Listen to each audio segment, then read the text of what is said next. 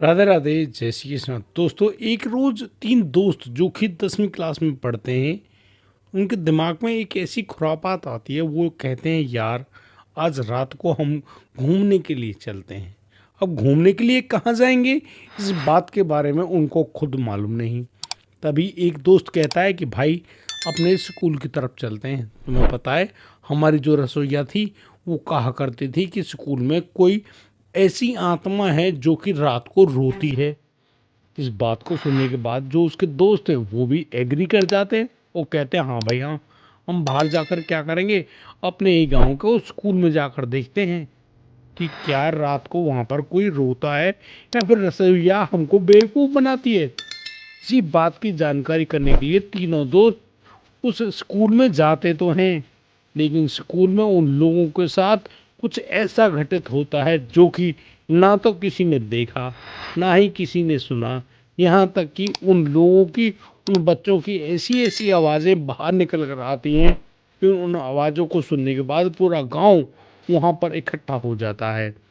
और जब वो लोग वहाँ पर आते हैं तो तीनों को एक कमरे में बंद पाते हैं और तीनों बच्चे बेहोश पाए जाते हैं। आखिर उस स्कूल में ऐसा क्या था, कैसी आवाज़ें थी, क्या ये बातें वाकई में सत्य थी या फिर बिल्कुल झूठ है।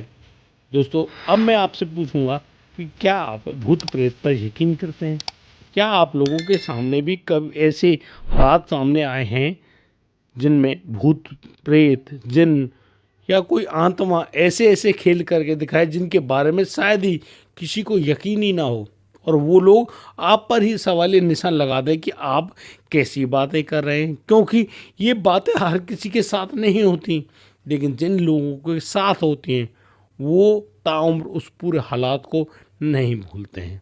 आज मैं आप लोगों के सामने एक ऐसी कहानी लेकर आया हूँ जिसमें भूत हैं, प्रेत हैं, जिसमें एडवेंचर है, डर है, साहस है, जिसमें एक ऐसी सीख है जो कि आजकल के नौजवान बच्चों के लिए एक नया चैप्टर हो सकता है।